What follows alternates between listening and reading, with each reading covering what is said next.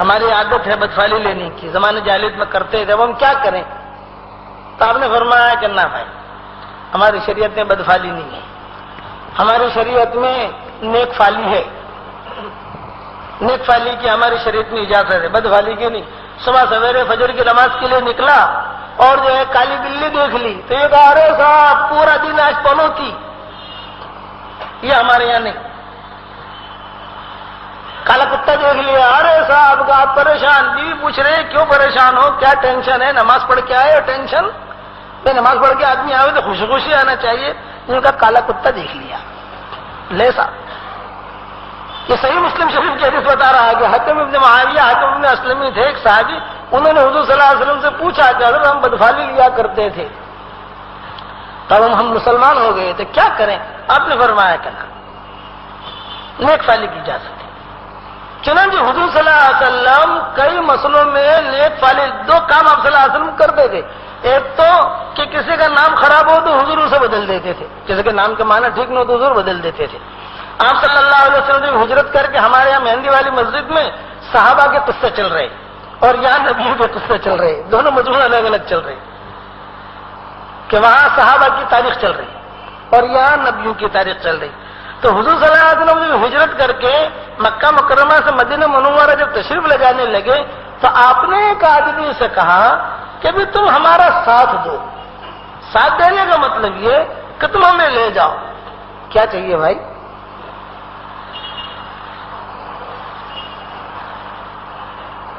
خیریت سے ہو؟ تو حضور نے فرمایا اس ایک آدمی سے کہ دیکھو ہمارا تم ساتھ دو۔ اگر کیا ساتھ چاہیے آپ کو؟ غور سے سننا، آپ صلی اللہ علیہ وسلم کیسی تدبیر سے۔ تو آپ نے فرمایا کہ ہمیں مدینہ منورہ جانا ہے، ایسا راستہ ہمیں بتاؤ کہ جو عام راستہ نہ ہو اور منزل تک ہم پہنچ جائیں۔ وہ تھا کافر، مشرک بے ایمان تھا۔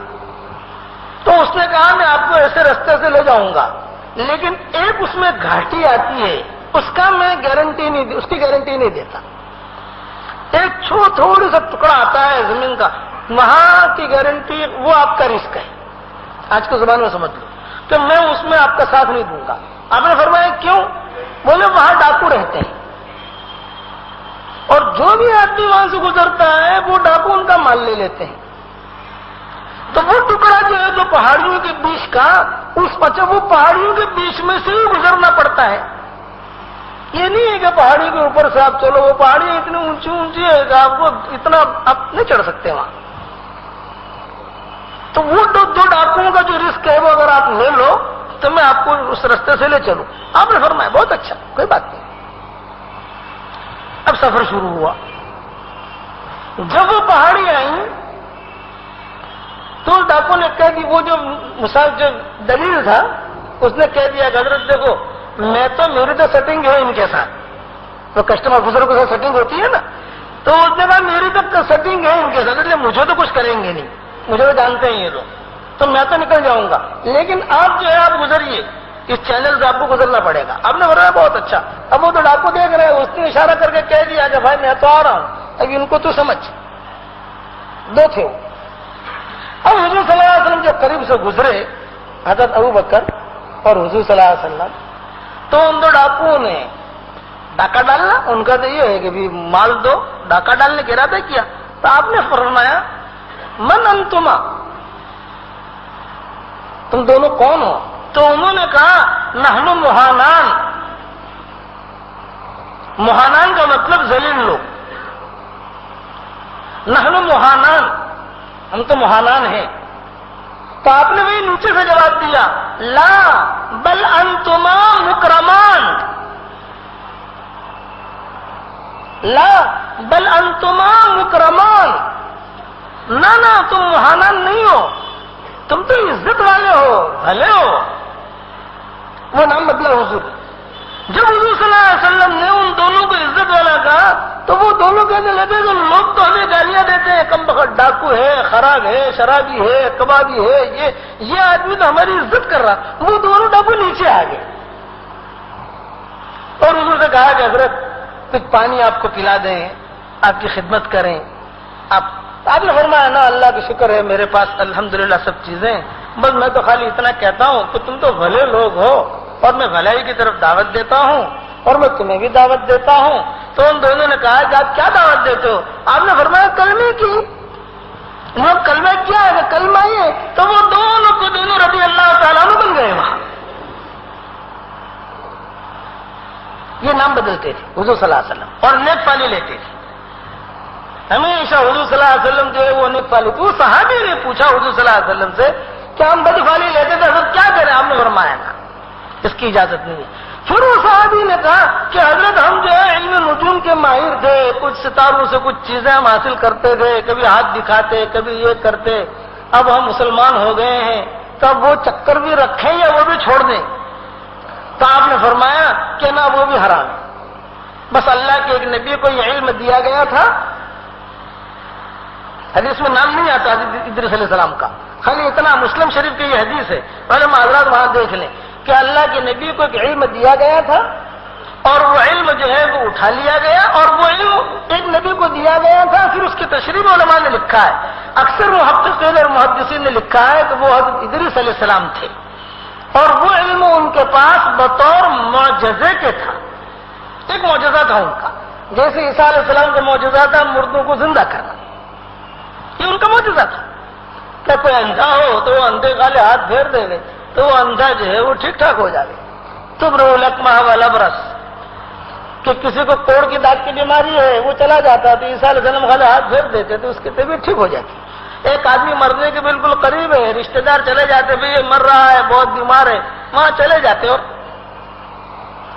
کسی پرانے کو اٹھانا ہے تو یہ چنانچہ ابن کثیر نے نوح علیہ السلام کے قصے میں آئے گا کہ حضرت نوح علیہ السلام کے قصے کے بارے میں زیادہ سے زیادہ جو باتیں لکھی ہیں وہ ابن کثیر نے لکھی ہیں اور ابن جریر نے اور طبری نے ان لوگوں نے لکھی ہیں، تو اس میں بھی یہ قصہ آئے گا جو حواریین نے کہا کہ نوح علیہ السلام کی کشتی کے بارے میں کچھ تفصیلات تو بتاؤ ہمیں، تو عیسیٰ علیہ السلام نے کہا میں کیسے بتاؤں؟ انہوں نے کہا یا تو اللہ کی وحی آوے، وحی نہ آوے تو کسی پرانے کو اٹھا دو قبرستان جا کر، کسی پرانے کو وہ بتا دے۔